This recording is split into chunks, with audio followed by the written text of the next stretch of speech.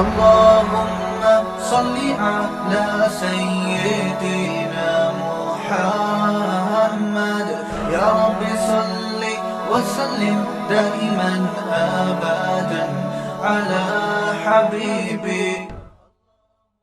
میرا ایک بیان یہ بھی گیا ہے کہ قرآن آسان بھی ہے اور مشکل بھی ہے. آسان بھی ہے اور مشکل بھی ہے. آسان اس اعتبار سے, مشکل اس اعتبار سے. تو میں نے اس پہ پوری ڈیٹیل بیان کی کہ یہ لوگ کہتے ہیں نا ہمیں مسائل کے لیے علماء کی ضرورت نہیں ہے, قرآن خود سمجھو, خود سمجھ میں آئے گا. اس پر میں نے پورا بیان کیا تھا کہ قرآن میں جو مسائل کا باب ہے وہ آپ کی سمجھ میں خود سے نہیں آئے گا, اس کے لیے مجتہدین کی رہنمائی چاہیے. اس پر بھی لوگوں نے, یہ میں نے پورا دلائل سے قرآن و حدیث سے بیان کیا ہے. اس پر بعض لوگوں نے اعتراض کیا تو قرآن تو پھر غیر مسلموں کے لیے بھی ہے نا, تو اگر اللہ نے قرآن کو مشکل بنایا تو غیر مسلم پھر کیسے ہدایت حاصل کرے گا؟ اس کا جواب میں بیان میں دے چکا ہوں, لیکن میں دوبارہ دے رہا ہوں تاکہ طنز کرنے والوں کو کچھ اللہ ہدایت دے شاید, کیونکہ یہ سوال نہیں کرتے, یہ طنز کرتے ہیں. یاد رکھو قرآن مجید میں جو گمراہی اور ہدایت کی باتیں ہیں وہ بہت آسان ہیں, وہ غیر مسلم کی سمجھ میں آئیں گی. غیر مسلم کا جو ہم سے اختلاف ہے وہ رفع الیدین, آمین بالجہر, سورہ فاتحہ, یہ نہیں ہے.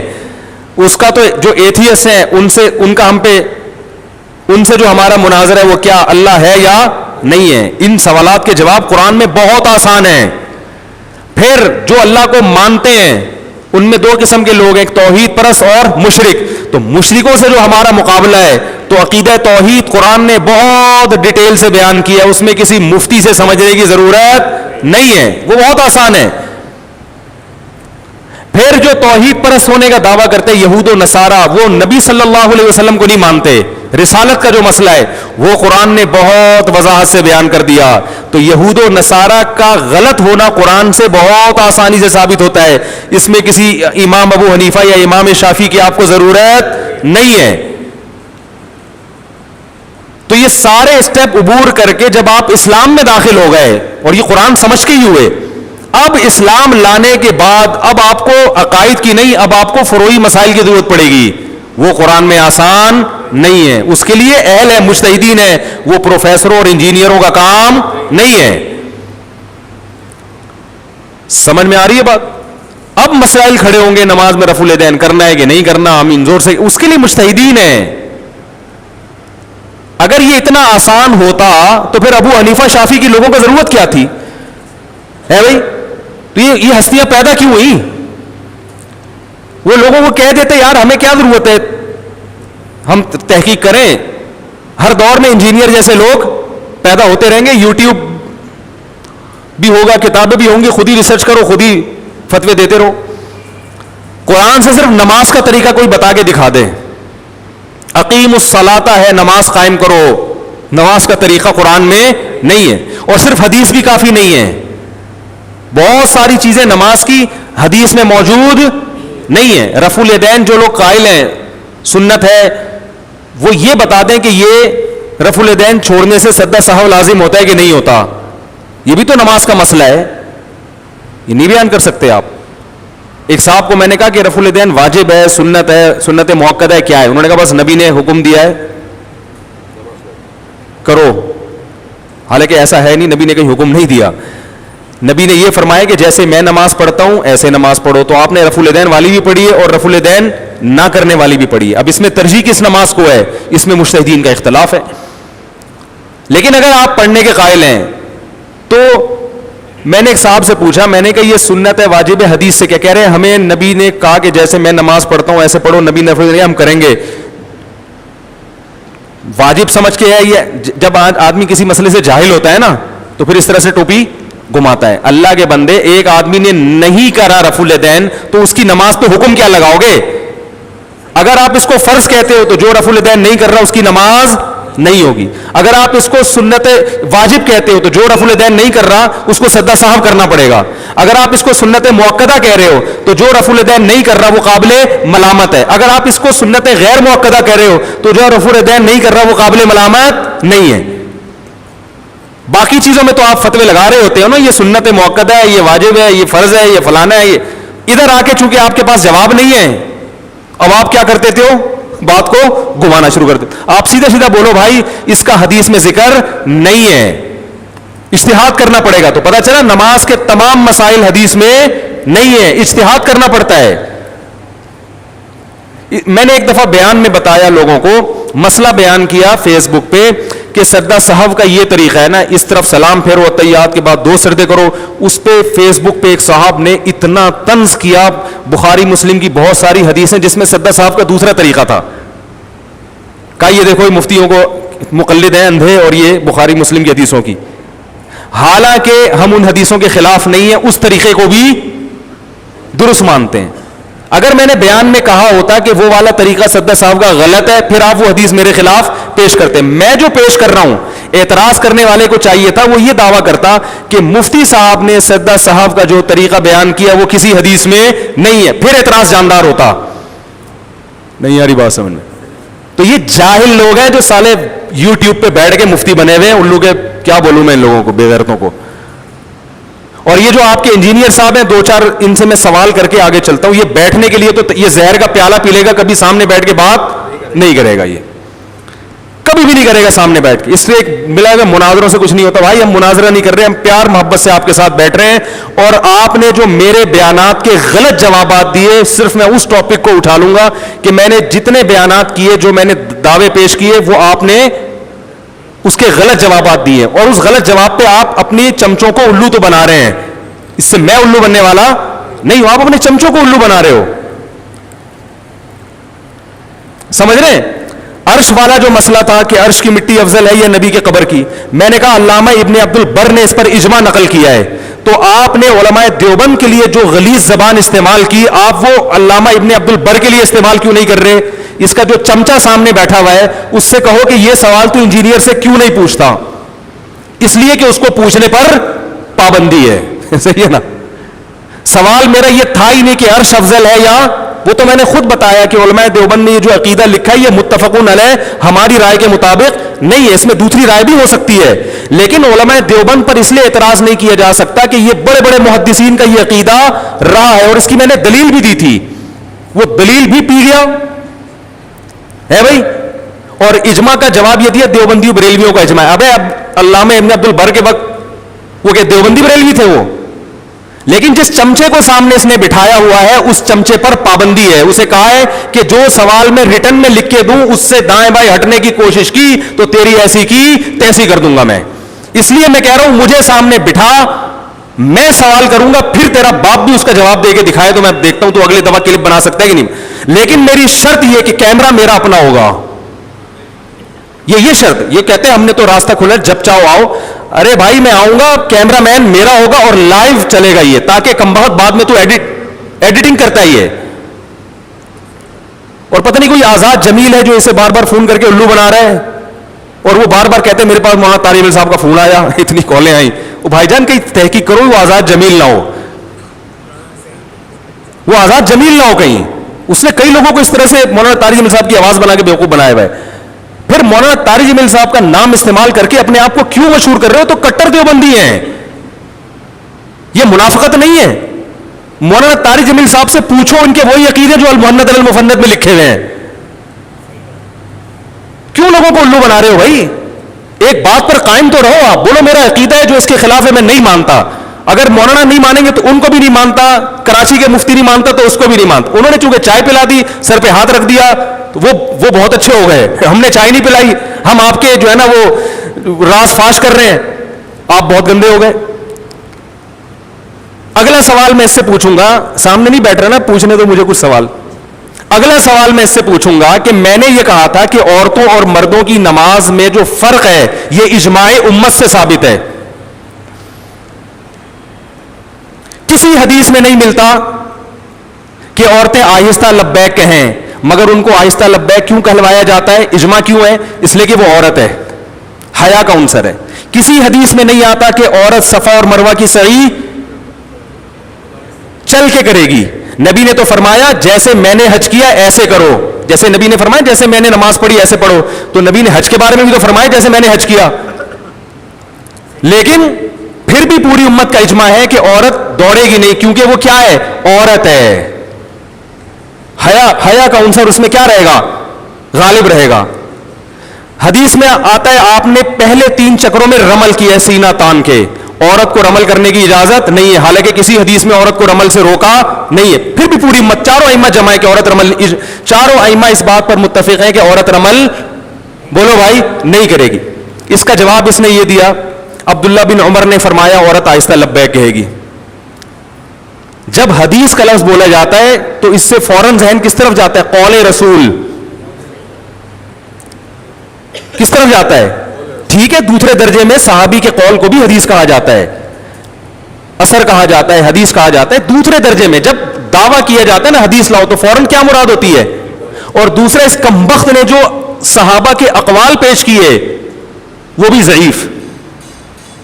ایک روایت میں ابن جریج مدلس ان سے روایت کر رہا ہے, خود چیخ چیخ کے تھک گیا, ہر بیان میں کہتے ہیں ضعیف حدیث ہے, یہ حنفیوں کا کام اور فلانے کا کام اور گمراہ لوگوں کا کام, اور تم کمبخت تم چیلنج قبول کر کے بھی قوم کو کیا بنا رہے ہو؟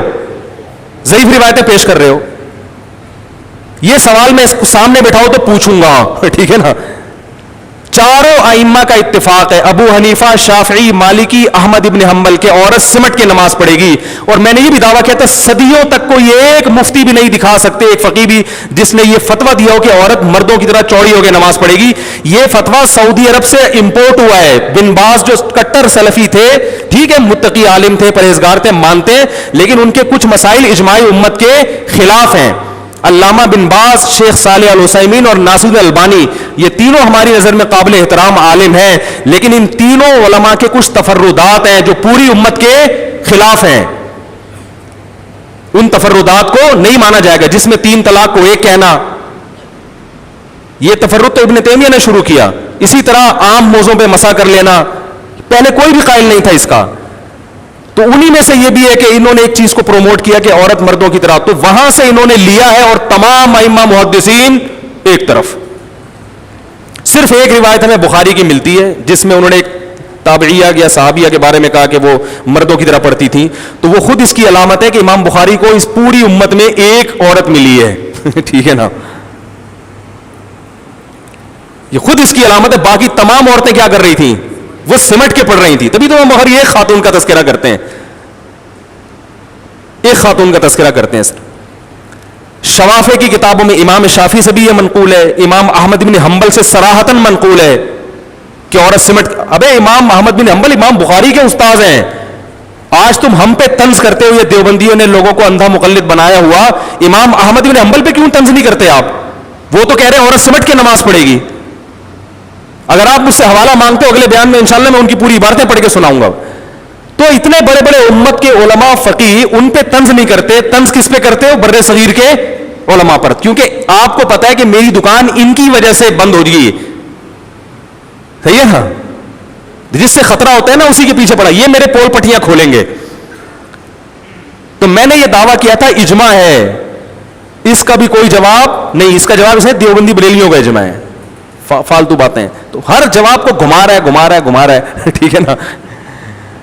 اور ایک اور پوچھ لوں سوال. میں نے کہا تھا امام حسن نے 100 سے زیادہ شادیاں کی ہیں, اس پر اس نے طنز کیا کہ اہل بیت کے گستاخ, اور اہل بیت, اور کا کسی حدیث کی کتاب میں نہیں ہے, یہ تاریخی روایتیں ہیں. کمال کی دیکھو کہ جب میں نے کہا نا کہ حدیث لے کر آؤ, عورتیں سمٹ کے نماز پڑھتی ہیں, اس پر کوئی حدیث, عورتیں آہستہ لبیک کہیں, اس پر کوئی حدیث لے کر آؤ, تو اس نے کہا حدیث کی کتاب مصنف ابن ابی شیبہ میں عبداللہ بن عمر کی حدیث ہے. اس نے اس کو حدیث کی کتاب بھی مان لیا اور عبداللہ بن عمر کے قول کو حدیث بھی مان لیا. کمبخت مصنف ابن ابی شیبہ تمیز سے پڑھ لیتا. مصنف ابن ابی شیبہ ہی میں ہے کہ امام حسن نے بہت ساری شادیاں کی ہیں. وہ جو چمچا بیٹھا ہوا ہے قیامت تک اس سے یہ سوال نہیں پوچھے گا. بات آ رہی ہے سمجھ میں؟ یہ کہہ رہے تاریخی کی کتابوں میں ہے من گھڑت قصے اہل بیت کی گستاخی میں, اسی میں لکھا ہوا ہے. یہ وہ مصنف ابن ابی شیبہ ہی پڑھ لیتا. اور پھر ہمیں ایک تو علمی اختلاف ہوتا ہے نا, تمیز کے دائرے میں انسان بات کرتا ہے, یہ بات بھی جاہلانہ اور کرے گا ایسے جیسے اس سے بڑا مجتہد کوئی آج تک پیدا ہوا ہی نہیں ہے. کوئی پیدا ہی نہیں ہوا اس سے بڑا, بہت بڑا. ہمیں کہہ رہے ہیں یہ حدیث پڑھتے ہی نہیں ہے, دورہ کرتے ہیں وہ بھی آخر میں دورے کی طرح ہی کرتے ہیں, ان کو حدیث کا کیا پتا. تو سامنے بیٹھ پتا چلے گا کہ تجھے حدیث کا کتنا پتا ہے. اور 2 سوال اور پوچھ لوں ہے بھائی. یہ انگلی کے اشارے کے بارے میں نا, انگلی سے یہ جو اس طرح اشارہ کرتے ہیں پوری التحیات میں, اس میں اس کمبخت نے یہ کہا ہے کہ یہ جو حنفی کلمہ توحید پہ انگلی اٹھا کے گراتے ہیں نا, یہ نہ کسی صحیح حدیث میں نہ کسی ضعیف حدیث میں, حالانکہ یہ حدیث میں موجود ہے. مجھے سند کی تحقیق نہیں ہے اور اللہ کی قسم میں نے تحقیق ابھی تک کی نہیں ہے, میں تحقیق کر کے بتاؤں گا, لیکن حدیث موجود ہے اس پر. کلمہ توحید پہ آپ نے انگلی اٹھائی ہے, اس حدیث کا حوالہ مجھے یاد دلائیں, میں انشاءاللہ اگلے اتوار کو پیش کروں گا. اول تو یہ اب حوالہ مانگے گا نہیں, اس کو پتا ہے مفتی ممبر پہ بیٹھ کے اتنا بڑا دعویٰ کر رہے ہیں, حوالے کے بغیر کرے گا نہیں, یہ پی جائے گا اس سوال کو بھی.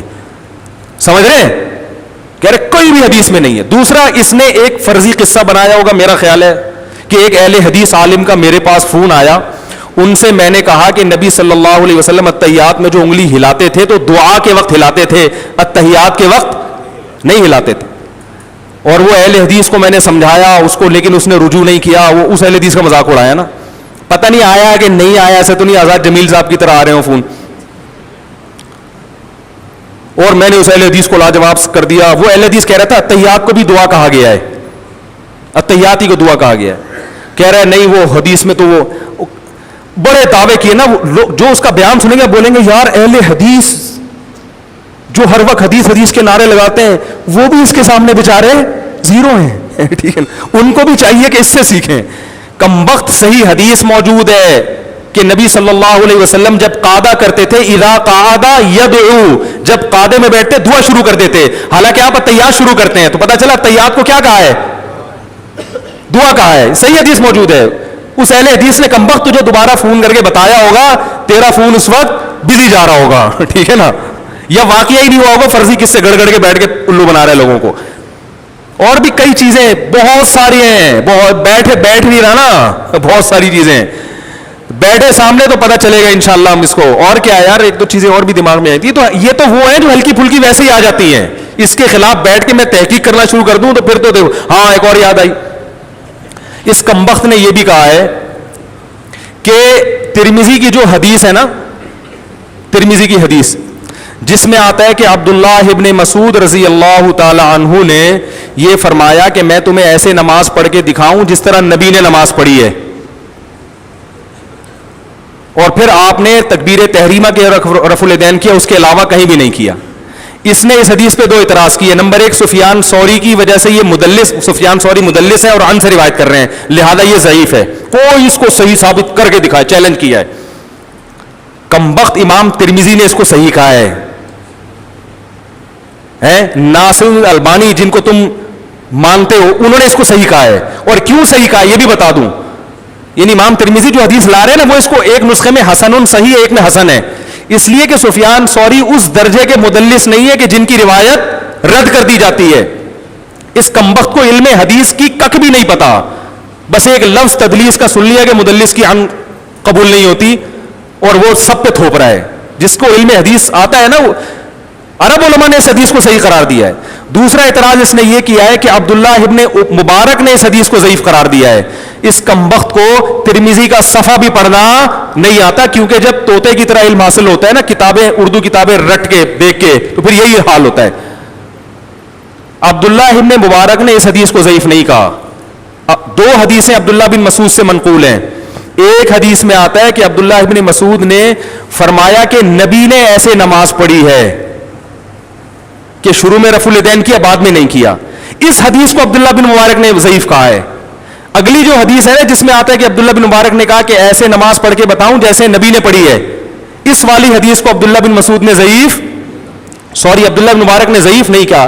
اس کو ترمذی کا صفحہ نہیں پڑھنا آتا کہ ان کی کون سی والی عبارت کدھر تھوپ دی. اگر عبداللہ بن مبارک نے اس کو ضعیف کہا ہوتا تو امام ترمذی اس کو پھر صحیح تھوڑی کہہ رہے ہوتے. تو یہ گھمانے والے چکر ہیں, جو جس کا کام نہیں ہے میرے بھائی اس کو اس میں ٹانگ اڑانا نہیں چاہیے.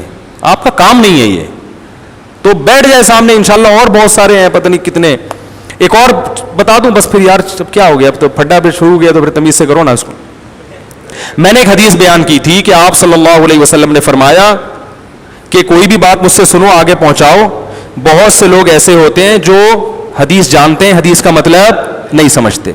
اس نے فوراً کلپ بنایا کہ ایسی کوئی حدیث بخاری میں نہیں ہے اور کہیں بھی نہیں ہے. ان الفاظ کے ساتھ نہیں ہے, جو میرے پہلے الفاظ تھے نا وہ یقیناً نہیں ہے. وہ پہلے الفاظ کیا تھے؟ میں نے ایک الفاظ پڑھے تھے, 2 قسم کے الفاظ ملتے ہیں. وہ الفاظ یہ تھے کہ بلغوا عنی ولو آیا رب حامل فقہ غیر فقیہ. ایک الفاظ تو یہ ہیں.